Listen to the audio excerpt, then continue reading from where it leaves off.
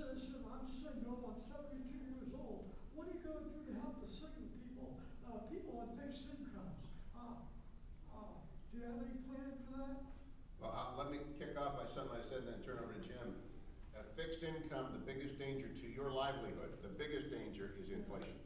And if inflation comes in, they will not be able, given our deficit, to increase your Social Security payment even remotely close to what inflation would do. So this $1.6 trillion deficit is a dagger pointed at the heart of every senior citizen living on a fixed income in America. Nobody hears that yet, but boy, I remember 1978, 79, and 80. I was a young guy at the time, bought my first house on a mortgage that was 14.5%. It was just wild. I don't know what I was thinking about, but when you're young, you don't care about inflation. When you're old, it destroys your ability to sleep at night. So I'm sure that's part of the deal. Absolutely. I mean, we have to get the federal spending under control, or your fixed income, the ability for you to buy and continue, that value of that's going to continue to go down and down. So number one goal, we got to get spending under control, and we're going to work real hard to do that. Are you familiar with fair tax and what is your stand on it? Well, I'm a believer in the fair tax. I think our tax situation today is complicated. I'm a CPA, by the way, and most people don't even know what that tax return means. Most CPAs today have a computer system, plug everything in, and quite frankly, the tax system is used to penalize and reward. And what we really need to do is move toward a fair tax system. So I would be all for that. Now, a lot of people say, when you get in there, you're going to do that immediately. The problem is there is an implementation problem, and there is a process, and that has to be worked through. But I am a believer in the fair tax. I had Paul Ryan on the program yesterday, Congressman Ryan from Wisconsin, and I like his flat tax, 2 tiers, option to go one way or the other. The quote, fair tax that my colleague and friend Neil Board supports, I don't. But I support the flat tax. But there's all sorts of different variations on this. Paul Ryan's is my favorite right now. I think you're going to see a lot of Republicans signing on to Roadmap for America specifics going forward. Yes, sir. Do you have any plan for illegal immigration? I mean, just last week we had a guy get killed in the restaurant in alcohol, and then it comes out that he's here illegally. Any thoughts on that? Well, my answer to that is it's pretty simple. When the word illegal is in front of immigration, that's an issue, because illegal means we got a problem. How do we fix that? Well, I will also tell you, as a businessman and someone who's been involved, if we just follow the rules and regulations we have in place today, we can do a lot to eliminate illegal immigration. You know, everybody in this country that's employed has to fill out an I-9 form. If they don't fill out an I-9 form, that's a big red flag. One of the businesses that I actually managed at one point in time, when we took it over, we asked everybody to fill out an I-9 form. We had 5 people who couldn't fill one out. Right away, that was the red flag. Then when we learned what the penalties were for those 5, we realized that there was a real issue with those 5. They were illegal immigrants. And the penalties were so severe that, again, gets back to personal responsibility as an individual or business owner. We literally, in that business, I told them they need to eliminate the illegal aliens, because that business should not have to take the risk of those penalties. So it just gets back to strengthening our borders and enforcing the regulations we already have here. But I'm a firm believer that that's the way to eliminate it. Let's just enforce the number of regulations that we already have in place. So when you replace John Cherry, you will be a hardcore person against illegal immigration? Yes, absolutely. Thank you. I want to talk as a Californian as well as 90 miles from the border. I go to Mexico quite a lot. The instability south of the border right now is truly volcanic. 22,000 people were murdered in Mexico last year as part of the drug war. It's now flown over to Phoenix, so that people are being kidnapped in Phoenix. San Diego is no longer. It's really a national security issue now.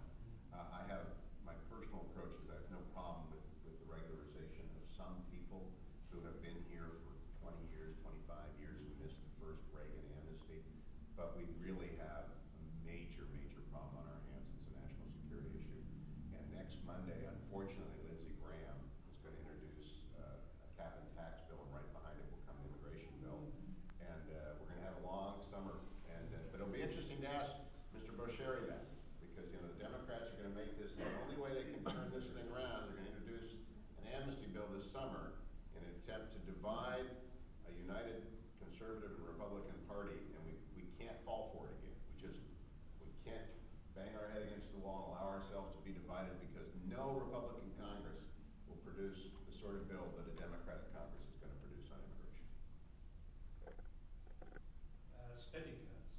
Obviously, we need to do a significant amount of spending cuts to get the deficit under control. Where do you see the most opportunity to make those cuts? You know, I always tell my business background is the easiest way to answer that. When you have a business that's spending more than it's bringing in, first off you do is you freeze your expenditures. And I've said all along that we should freeze all discretionary spending except military. And we should then, Congressman Pence is trying to introduce legislation for a 20% limit on, a statutory limit on 20% of GDP. I think that's a great place to start, because that forces everybody to start looking at these programs. Where did the 20% number come from? It's an average of the last 100 years of this federal government. So if we can't live with the last 100 years, today we're going into an approach that's going to be 50–60% of GDP. That's a problem. So I'm all for freezing discretionary spending, setting a cap, statutory cap, and then start whittling away at some of these programs, and then eliminate some things that the federal government shouldn't be doing. You know, we have a EPA in the federal government, and we have an EPA here in Ohio. Anybody in business knows, if you're doing something, you get the federal EPA on your back, you got the state EPA on your back. At some point in time, this stuff has to come back to the state level as much as possible. Can I add one thing? You know how many CPAs there are in the House of Representatives? There are 2. John Campbell comes on my program, and CPAs are different from you and me. They actually, they can't do it. They'll look at this stuff and they'll say, you can't do this. And Campbell will come in and tell me these stories. I'm very much looking forward, when Jim is Congressman Jim, to get them on the radar again, because I think the CPA, they ought to make it a requirement that at least half of the Congress actually know. That's lawyers. I am a lawyer. Get rid of the lawyers, put in the CPAs, we feel a lot better. Yes, ma'am.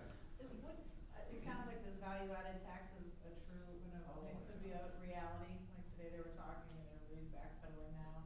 You know, he's like, oh, you know, some countries are like 17 to 20%. You know, we're the only country that doesn't do that. Major country, what's your theory there? It's a horrible tax. It's an absolute horrible tax. And it's something that, of course, now, I saw this morning on Fox that we had President Obama saying he would never increase the taxes of anybody who made $250,000 or less. Yeah. And then they had a picture of him saying, we're going to do this and that, and you start to look at all this. What do you think that is? Cap and trade's going to affect it. Value-added tax is going to, who's he kidding? Who's he kidding? And it's a tax. We need to get spending under control. Mm-hmm. You know, think about it. Has he ever talked about let's get spending under control? What he talks about is value-added tax, raising tax on, he said this morning, I heard, you know, we really do. The guys that make over $250,000, they should pay to help bring down this deficit. When did that ever become an American way? We need to bring the deficit down, but we need to bring spending down, not raising